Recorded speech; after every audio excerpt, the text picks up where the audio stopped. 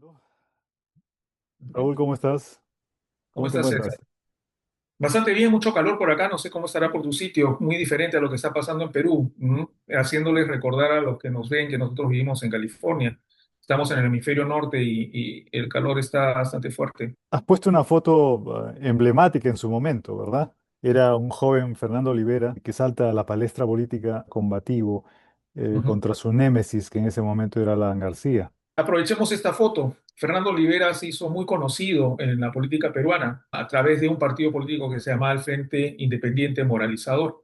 Su símbolo era la escoba y creo que hasta ahora sigue su símbolo con el partido al cual él representa, que ha cambiado de nombre, pero básicamente es lo mismo. Esta foto es de Fernando Olivera joven. Era una persona muy vehemente, perspicaz en algunas ocasiones, muy obstinado en otras, o era un perseguidor implacable de lo que había hecho Alan García en su gobierno desde el 85 al 90. Denunció todas las irregularidades que habían habido en su gobierno y la corrupción, que básicamente se centró en lo que se había hecho con el tren eléctrico, Ujú, con los depósitos que se habían hecho en el Banco Central de Reserva en una cuenta en Gran Caimán, un paraíso fiscal.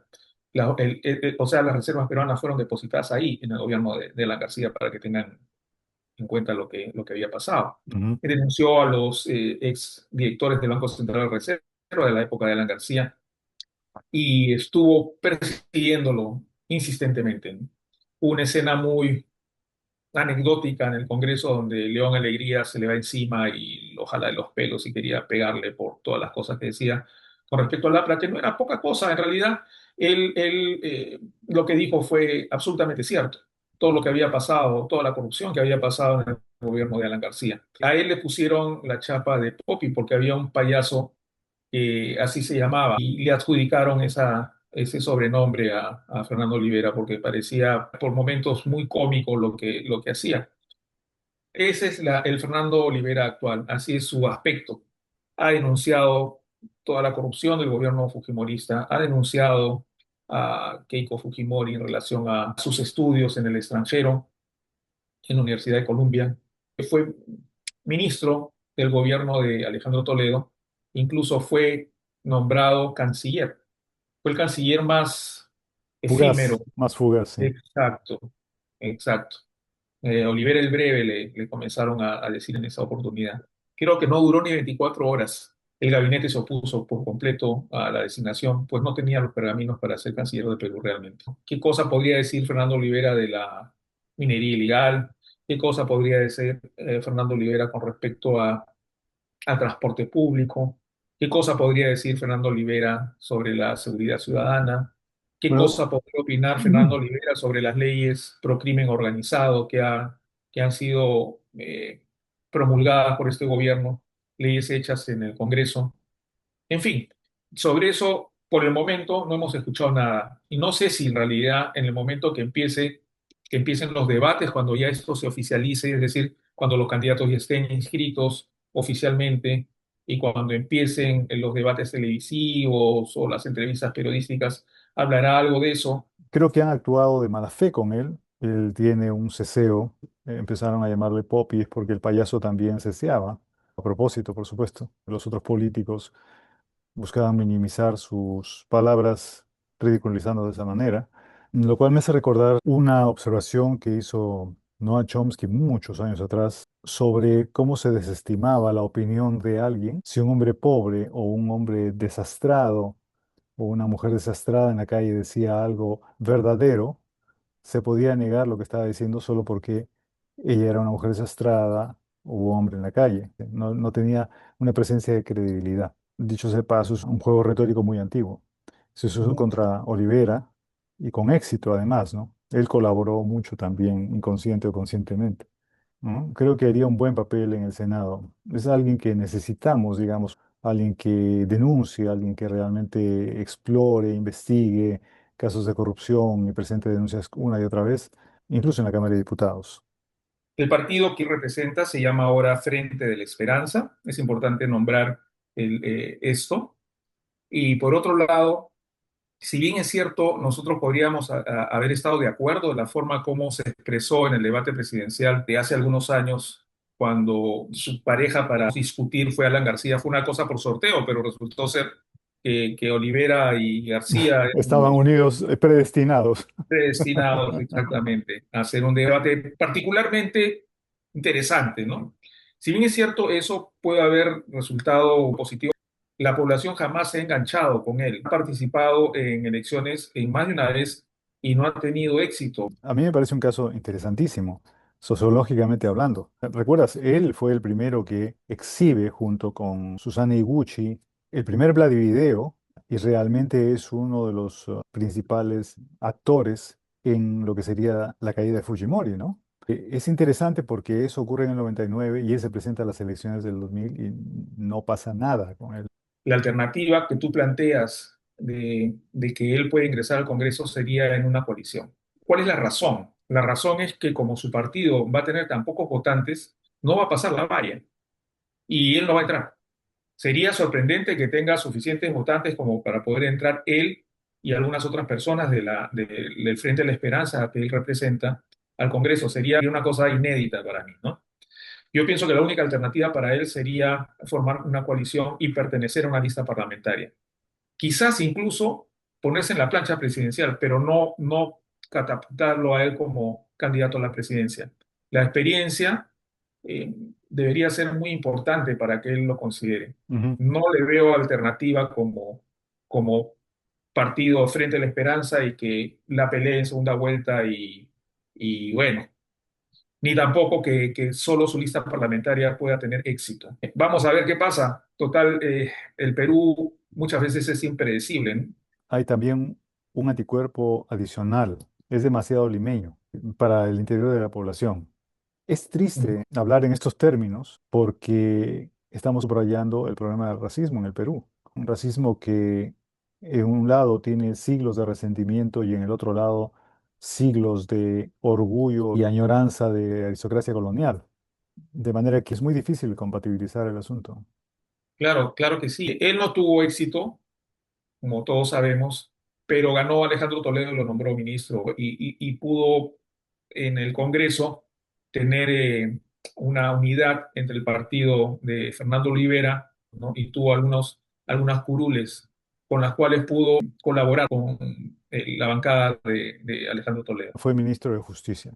Fue ministro de Justicia, ¿verdad? Ujú, ujú. Es Bueno, más, acuérdate que indemnizó a los familiares y víctimas de Barrios Altos. Y gracias a Olivera, que hizo todas las gestiones como ministro, se pudo indemnizar a esos familiares, ¿no? Creo mm, que ese es el rasgo más notorio de su paso por el Ministerio de Justicia. sin embargo, dentro del gabinete no tuvo aceptación, probablemente haya tenido muchas asperezas, producto del apoyo no incondicional, sino probablemente condicional que tenía en el Congreso para el partido Perú Posible de Toledo, que fue Ujú. el presidente.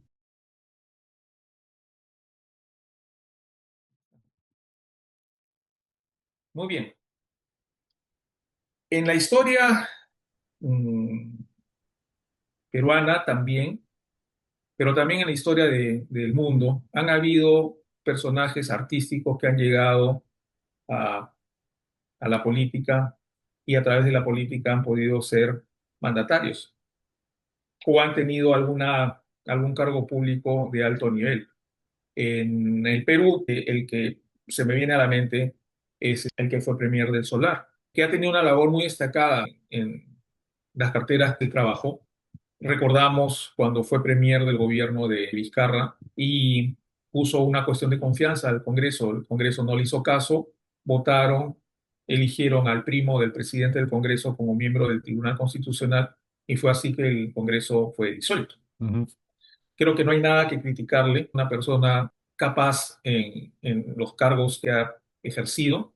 Él principalmente es un artista, ha estudiado derecho y ha tenido formación académica sólida, pero él se ha desarrollado más como artista, ramo en el cual él todavía está ligado.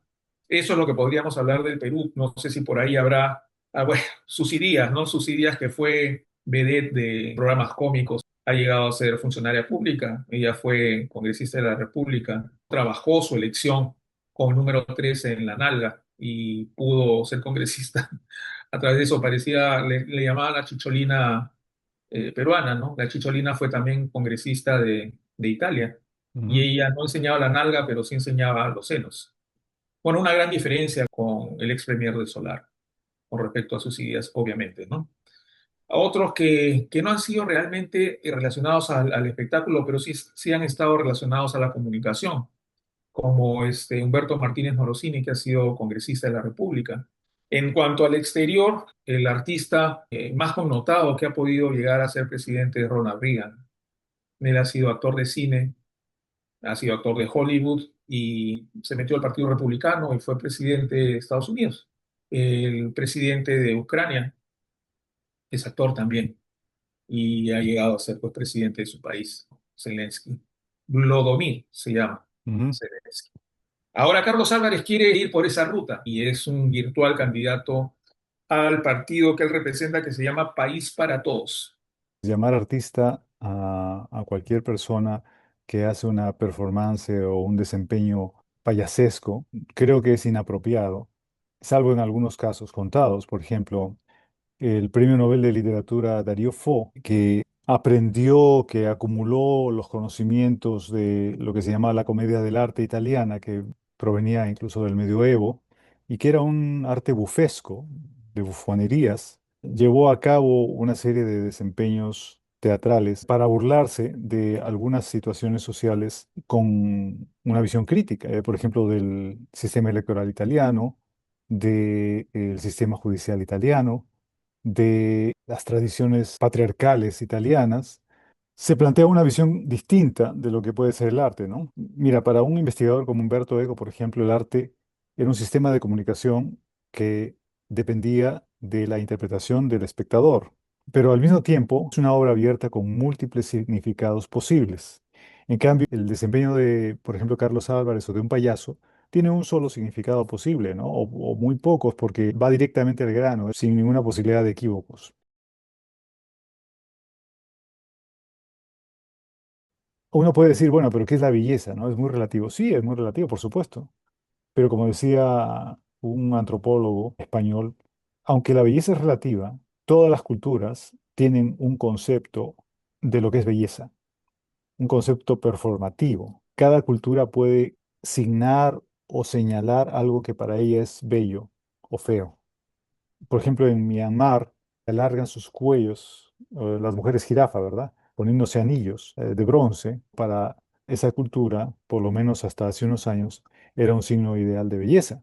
En algunas culturas también las cicatrices en el rostro y en el cuerpo son signo de belleza y no así en Europa o incluso en América Latina, ¿no? Por ejemplo, en las tribus Caro de Etiopía, las cicatrices son vistas como algo bello. Con esto quiero decir que la belleza es un concepto relativo, sí, pero cada cultura tiene su propio concepto de belleza y por lo tanto, dentro de esa cultura tú puedes decir esto es bello y no es bello. Y siempre está ligado al concepto de arte. La pregunta es, ¿lo que hace Carlos Álvarez uno, ¿cuestiona realmente los cimientos de la realidad o simplemente sin cuestionar los cimientos, sin tratar de revolverlos, sin realmente profundizar en las raíces de las desigualdades o lo que sea, hace mofa superficial de las cosas? La risa en ese sentido, en lugar de tener un efecto revolucionario o rebelde, tiene un efecto calmante, ¿m? Y por lo tanto no cambia nada. Por otro lado, él juega con muchos aspectos del racismo peruano y los mantiene, es decir, no lo cuestiona, sino juega con ellos y los perpetúa. En ese sentido, otra vez, su actividad no es nada artística. Entonces, otra vez, el tratar de buscar la risa fácil no me parece que sea digno de ser llamado arte, ¿no? No sé, tengo la impresión de que no es un candidato digno.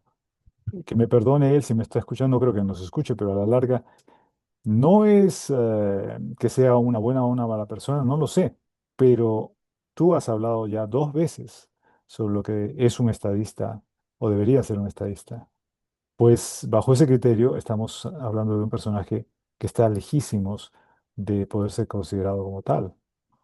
Cuando mencionas si es una buena o mala persona, no puedo dejar de mencionar cómo se ha comportado con su hermano, que ha hecho una crítica muy severa de su postura política, de lo que él quiere hacer en el Perú, Ujú. si es que llega a ser presidente o si es que llega a tener un cargo congresal.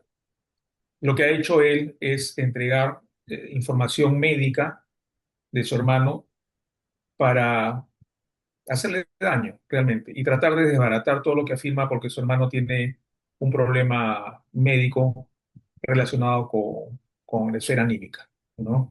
Creo que tiene un problema de depresión o algo por el estilo. No estoy muy seguro y tampoco vale la pena entrar en el análisis del diagnóstico. El tema es que él filtró esa información a la prensa para hacerle daño al hermano, porque definitivamente eso le hace daño. Es una cuestión vengativa por un lado, y por otro lado, tratar de desbaratar todo lo que su hermano afirma de él. Ha trabajado mucho tiempo en televisión con el hermano y está pasando eso con él. Entonces, yo creo que con lo que has dicho y con lo que estoy mencionando, como tú bien has dicho, me puedo equivocar, pero mi percepción es que él es una persona que es un caballo de Troya de este humorismo. Estoy seguro que si llega a tener alguna presencia en el Congreso él y el partido al cual él representa, que es País para Todos, va a ser coalición parlamentaria con el Fujimorismo y con todo lo que significa el pacto mafioso que tenemos hoy gobernando el Perú. Eso lo pinta aún más de cuerpo entero, ¿no? Es lamentable, lamentable, porque eso es una bajeza. Claro, por supuesto. Además que ese es un delito. El divulgar información médica públicamente se denomina, está en el Código Penal tipificado como violación a la intimidad. Ujú, Muchas personas piensan que la intimidad se refiere a actos de tipo sexual, qué sé yo, o que lo muestren desnudo. En el Código Penal peruano, la violación de la intimidad está en relación al acto médico, está sancionado si se divulga los diagnósticos, los tratamientos o la enfermedad en general que pueda padecer a una persona. ujú. Así es que, bueno, no le pasa nada, pues, ¿no? Y no le Lamentablemente. pasa nada por algo será, ¿no? No creo que sea simplemente porque las personas no se dan cuenta del asunto. Eso lo que ha hecho él es un delito. Quiero terminar, si me permites, esta parte con un análisis de lo que también está relacionado al proceso electoral del próximo año. Ujú, Hay dos personas que no están formalmente nombradas como ni candidatos, ni candidatos a la presidencia, ni candidatos como que pertenezcan a una plancha presidencial, ni integrantes de ninguna lista parlamentaria, pero sí tienen presencia política. Y me refiero a Pedro Castillo y a Martín Vizcarra. ujú, En cuanto al primero, ¿no? He estado leyendo hasta hace un momento una decisión judicial sobre el tema de la vacancia de Castillo con 101 votos cuando deberían haber sido 104. Ha habido un colegiado que ha manejado eso en el Poder Judicial y hay una opinión discrepante entre los miembros del colegiado que opina de que sí se ha violado los reglamentos, se ha violado el procedimiento y que debieron haberlo vacado con 104 votos y no con 101. ujú, Que ni siquiera se ha hecho juicio político al respecto en ujú, relación a todos los procesos que podrían involucrarlo a Pedro Castillo. Sin embargo, como ha habido mayoría en el colegiado, se ha desestimado la acción de la defensa de Pedro Castillo al respecto. Ahora, me estuve escuchando en la mañana del lunes a Rosa María Palacios cuando hacía una reflexión sobre Pedro Castillo que pese a haber hecho él el golpe, hay 60% de la población que piensa que lo han golpeado a él. ujú, Entonces, la lectura de Rosa María Palacios es que, bueno, en realidad él ha hecho un golpe. Pero más allá de lo que puede interpretarse desde el punto de vista legal, habría que leer por qué 60% de la población piensa que le han hecho un golpe a Pedro Castillo. Y desde mi punto de vista, cuáles son los elementos que puedan eh, ir a favor de que la población piensa que le han hecho un golpe a él. Primero, lo que pasó con el famoso fraude. Cientos de miles de votos querían ser anulados sin ningún sustento. ujú, Hasta ha habido una comisión en el Congreso que ha podido manejar las cosas a su regalada gana y no han podido encontrar ningún elemento de juicio fáctico para hablar de fraude en las elecciones del 2021. Y Esa- solo sí, sí. aclarar de que pese a todo eso, pese a que los hechos una y otra vez refuerzan la conclusión de que no hubo fraude, muchísima gente sigue pensando que lo hubo. Eso Así, me parece fascinante, ¿no? así es. Hay un compañero nuestro, amigo nuestro, en común, parte de la promoción de medicina, la cual nosotros hemos estudiado, que hablaba sobre que a todas luces ha sido un fraude. Entonces, cuando habla así, bueno, yo quisiera pedirle que se explaye, ¿no? Y porque no entregaron el padrón electoral de repente, ¿no? Pero eso no se podía hacer, pues si toda la información que se necesitaba estaba a la vista de todo lo que hubieran podido sustentar que en realidad había fraude o no. Eh, Además que estaban los observadores internacionales y por todo lo demás. supuesto, O sea, estaba la empresa Ipsos, no creo que la empresa Ipsos se haya equivocado. Han habido algunos errores instrumentales como cualquier elección, pero no ha habido en ningún momento indicio de fraude. ujú. Muy bien, entonces ese es un factor. Segundo, han hecho una gran cantidad de procesos de vacancia de Pedro Castillo que no han llegado digamos, a lograr cristalizarse, ¿no? Por último, él comete yo pienso que el peor error de su vida ha sido hacer lo que hizo en noviembre del 2022, llamando a las Fuerzas Armadas a que tomen el Congreso, que apresen la policía al presidente del Poder Judicial, del Tribunal Constitucional, al fiscal de la Nación, etcétera. Todo ese asunto le ha jugado pues en contra y está preso por eso. Pero ¿qué es lo que pasa? Finalmente los que perdieron son los que están gobernando. Entonces, ¿por qué la gente piensa que han hecho un golpe contra Castillo? En mi opinión, esa es mi lectura, es que no se ha respetado la voluntad popular, están gobernando otros. Y por otro lado, hay gente del interior del país que votó por él, de eso estoy absolutamente convencido. Ha votado por él porque vieron en él una persona como ellos, Ujú, más allá del tema ideológico. El tema ideológico probablemente haya sido una lucha de posiciones o de posturas ideológicas en Lima y en algunas otras ciudades, como Piura, algunas de la selva, quizás Arequipa, pero en el interior del país nunca se habló de anticomunismo y antifujimorismo. Nunca se habló de eso se habló en esas ciudades. Entonces, en mi opinión, ha sido la gente que ha visto en Pedro Castillo que por fin una persona como ellos iba a gobernar el Perú. Y en relación a la corrupción y a todo este tema denunciado, bueno, con pruebas evidentes en el gobierno de Castillo, probablemente, eso es una apreciación personal, pensarán, bueno, si hay gente que está delinquiendo en el Estado y encima legislan, ¿por qué se le puede considerar a Castillo peor que ellos? ¿No? La misma presidenta Boluarte.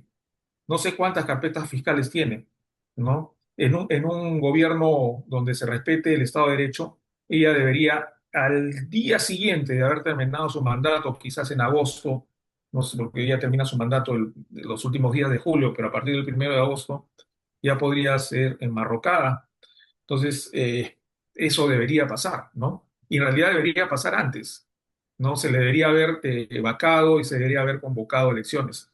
Si en realidad, si en realidad a estas alturas, ya con todo lo que ha pasado, era defender la democracia, el tema de apresarlo a Pedro Castillo, lo que hubiera correspondido y se hubiera entendido así, que ese era el espíritu de la gente que fue a hacer vivas de las Fuerzas Armadas por la democracia, y también el Congreso tomando la señal de victoria después de la vacancia de Castillo y la asunción de Dina Boluarte, si hubiera debido convocar elecciones.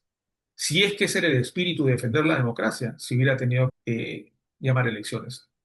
Por varios motivos. Primero, porque Dina Boluarte perteneció a ese gobierno como todos los ministros de Estado. Es más, ella era la segunda vicepresidenta, por eso que está donde está. Segundo, si el Congreso estaba tan preocupado de la democracia y que Castillo es un corrupto y bla, bla, bla, bla, a Dina Boluarte también lo hubieran tenido que inhabilitar, porque ella cometió groseramente una infracción constitucional y han debido inhabilitarla. Es decir, paso siguiente a la vacancia de Castillo, la inhabilitación de Dina Boluarte hubiera tenido que ser automática, por lo que había hecho con el Club de Apurímac. Ujú, Entonces, en mi lectura, insisto, la gente que piensa que a Castillo le han hecho golpe, tienen ciertos elementos de juicio como para pensar eso, más allá de lo que pueda ser la disquisición académica y los considerandos de tipo legal. Los hechos demuestran que los que perdieron están gobernando y la voluntad popular se ha, o sea, se ha avasallado la voluntad popular, no se ha despreciado el voto popular, por más que haya sido con una distancia no muy grande en relación a lo que los votos que obtuvo cada uno en la segunda vuelta. Pedro Castillo ganó y quien está gobernando era quien perdió, ¿no? O quienes perdieron, en todo caso.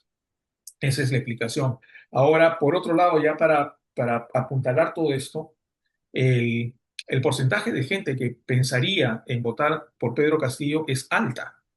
Hay gente que definitivamente votaría por él, que está algo más del 10%, y hay gente que podría pensar en votar por él, y sumadas ambas intenciones de voto, estamos hablando más del 30%.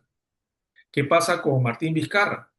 A Martín Vizcarra le han hecho 3 o 4 inhabilitaciones. La última ha sido por el cierre del Congreso, cosa que es absolutamente ilegal, porque el Tribunal Constitucional dijo que el cierre del Congreso fue constitucional, valga la redundancia, y por eso lo están inhabilitando.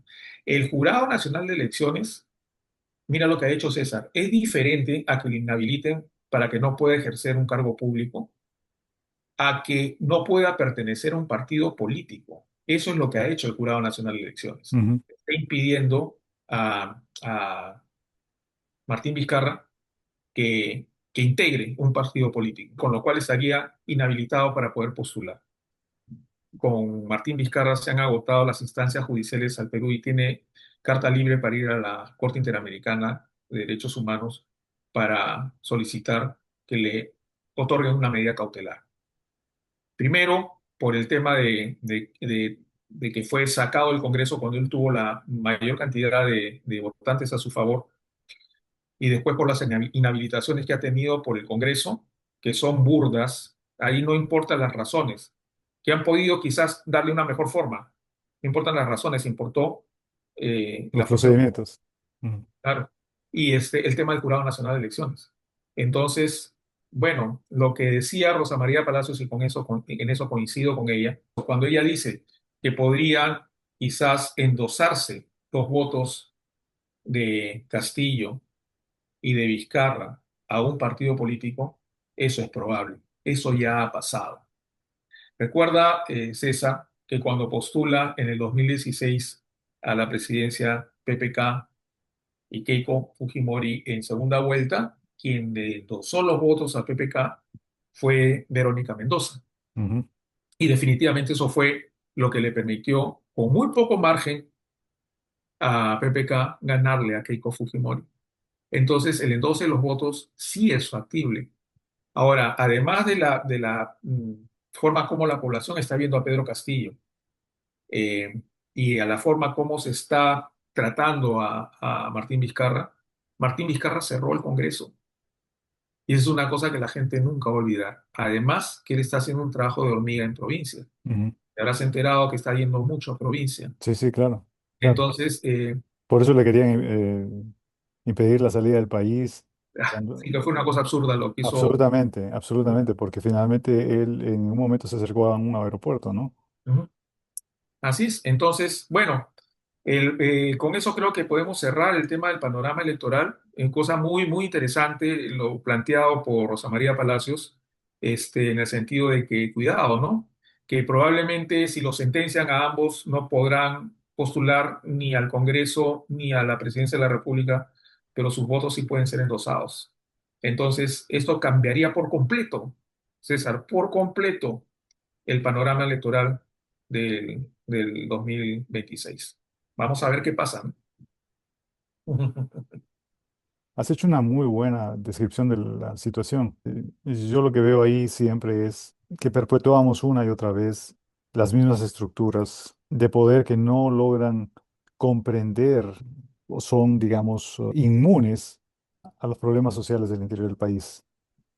Media mucho el clasismo, el racismo, una herencia que hasta la fecha no podemos manejar, disgregar, estudiar, enfrentar y cambiar. No podemos hacerlo porque estamos inmersos en narrativas, en discursos que lo que quieren cambiar siempre son la superficie de las cosas, ¿no? Es decir, estamos hablando de candidatos, pero siempre dentro de un sistema que perpetúa las mismas condiciones de ceguera y de oídos sordos a enormes cantidades de población, ¿no? Tú has descrito muy bien el asunto de Castillo y de Vizcarra.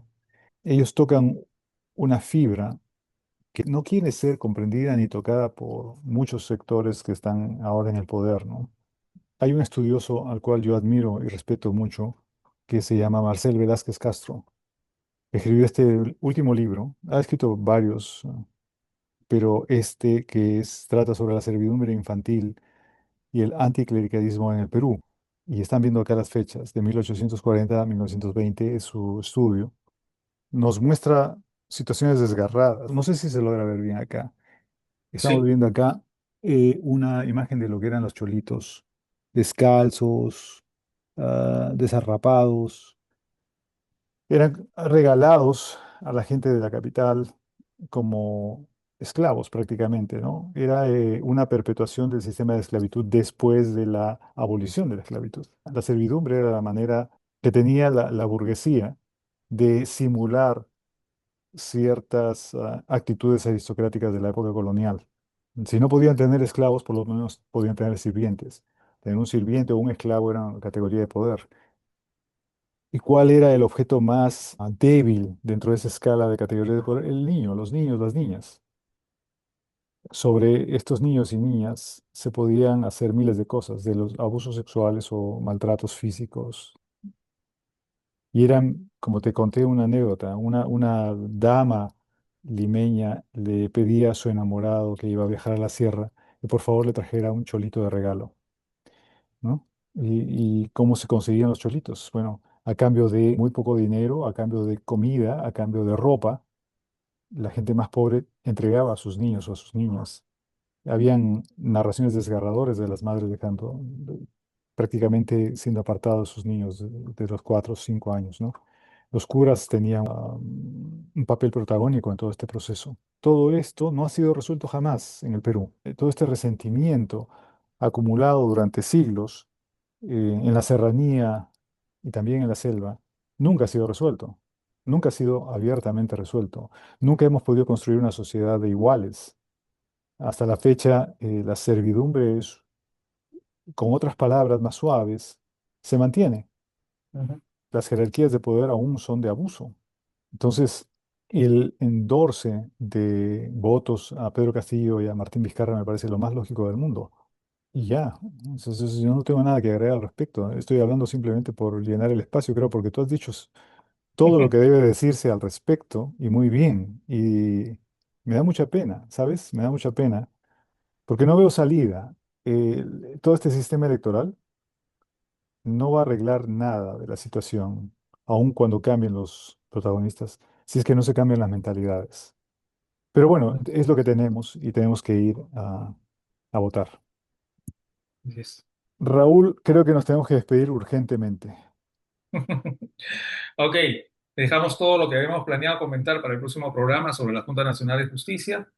Creo que necesitamos un poco más de información también al respecto para Sí. poder hacer un mejor análisis. Y nada, hasta el próximo programa, César. Un abrazo inmenso, Raúlito, ¿ah? Cuídate Ok, mucho. Me has dejado un sabor así de café.